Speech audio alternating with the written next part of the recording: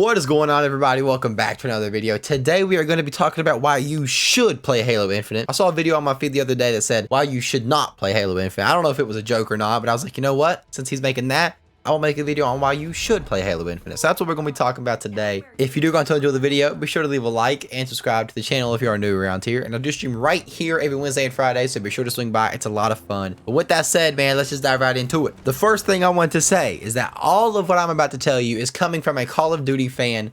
I am not a massive Halo fanboy. I have played this much Halo in my life. I hate to admit it because I'm really enjoying this game. I wish I would play the other Halos, but I just didn't get to it. So, you know, there's going to be no bias here. I'm not a diehard Halo fan by any means. I've just really been enjoying this game. And the first reason you should play Halo Infinite is really quite simple.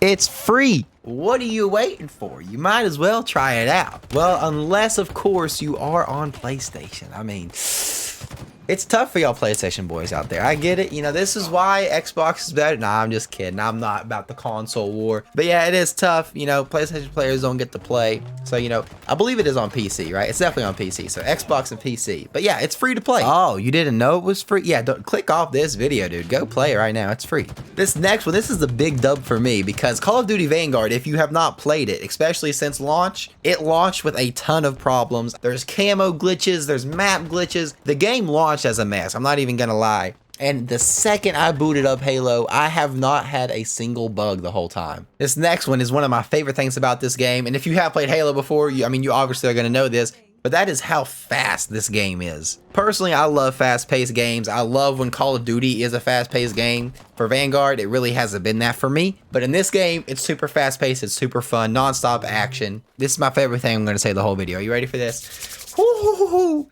There are no campers in this game. At least I have not ran into any. Because you have objectives and, you know, people actually, you know, kind of want to win the match. They play the objective. There's no kill streak, so you don't have people sitting back trying to get their streaks. It's perfect, man. People don't camp. The only time you're going to see campers if you're playing oddball, which is where you hold the skull thing, and the team's trying to protect the skull because obviously they don't want to lose it. They might camp a little bit. But that's different. You know, they're literally doing it for the objective. But any other thing, people do not camp in this game. It's so great, man. It's so great. Next up, I got the gameplay, man. The gameplay in this game feels so good. The only really problem I've had about gameplay in this game is sensitivity. I've had to completely max out my sensitivity. I don't know if that's because I'm coming from Call of Duty or what, but I've just straight out maxed my sensitivity, and even then, it's really not the fastest thing. But like I mentioned, I have not played a lot of Halo, so when I loaded it up, I was looking for like a class setup screen or something where I would kind of build my gun or class or something. No, that doesn't exist in this game. I don't know if it has in previous Halos. I don't think so. You just spawn in with this basic assault rifle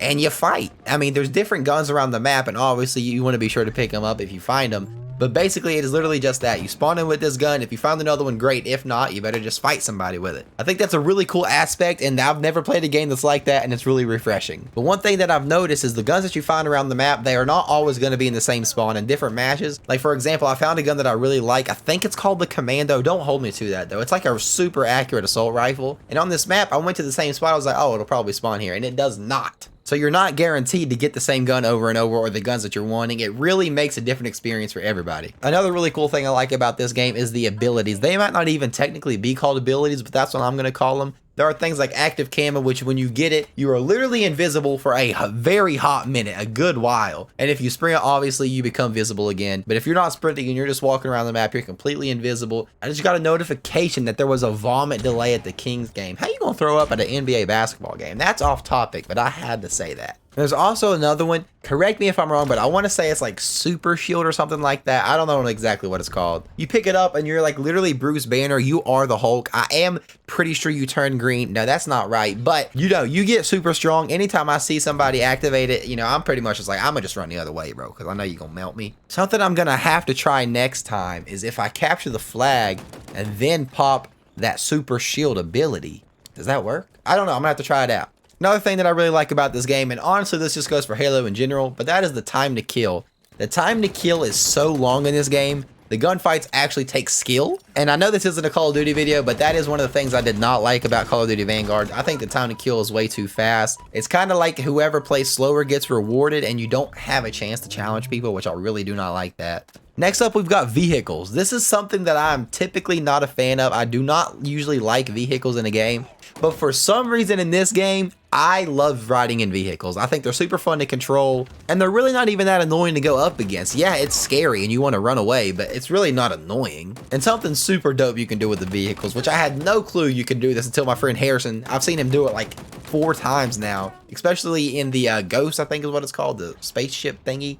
But you can literally hijack it from other players. I thought that was so funny. The first time I saw him do it, he just reaches, like opens the door, throws this guy out, gets in, and then the dude's just like tossed to the curb. And I was like, wait, you can do that? That is sick. Another thing I really like about this game is the customization as a whole. You know, usually in games you can change your ID, but you can like really change it in a lot of detail. I really like the way the things look in this game. But the coolest part about customization is character customization. You can completely change your Spartan, I believe is what they're called in this game, and really make him look how you want to look. Now, I will say there is a drawback, and that is the battle pass. Yes, you're gonna have to buy the battle pass to get all the cool stuff for your character, which kind of stinks, but at the same time multiplayer is free, so it's kind of like, you know, it's not a big deal to drop 10 bucks. But the bad thing about the battle pass is the progression is like wildly slow. I've played about 30 games and I am only level 3 in the battle pass, which seems unreal to me. So I don't know how long a season is going to last, or if they're even calling them seasons in this game. However long before the battle pass resets, I don't know how long, but I just cannot imagine me getting the level or tier 100, which I hope they'll change this in the future. I think they might realize that the progression is like way too slow right now, and I would love to see them change that. But yeah, once you unlock these things, you can change like your weapon stuff, your vehicles, all that stuff. It's super cool.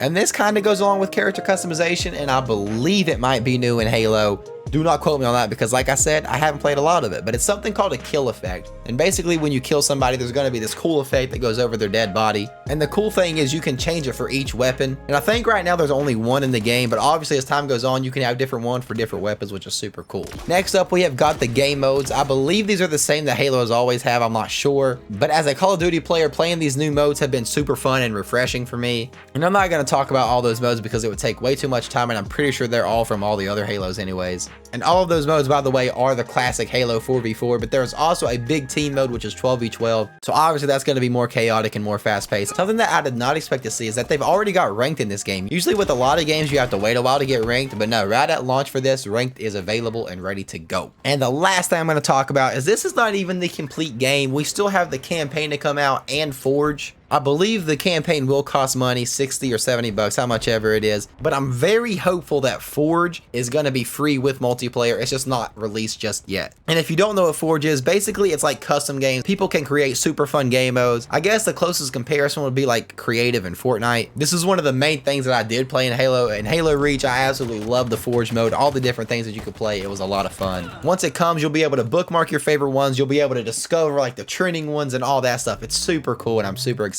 for it. And I think this really is one of the coolest parts about Halo is Forge. If you get tired of playing regular old multiplayer, you can always hop into the Forge and find thousands of different game modes. And I think this is a big advantage they have on other games. But yeah, that's going to wrap it up for this video. I hope it was not too long, but if you did enjoy it, be sure to leave a like and subscribe to the channel if you are new around here. If you have any questions for me or anything like that, be sure to leave those down below. And again, I stream right here every Wednesday and Friday. Thank you guys so much for watching, and I'll catch you guys in the next video. Peace.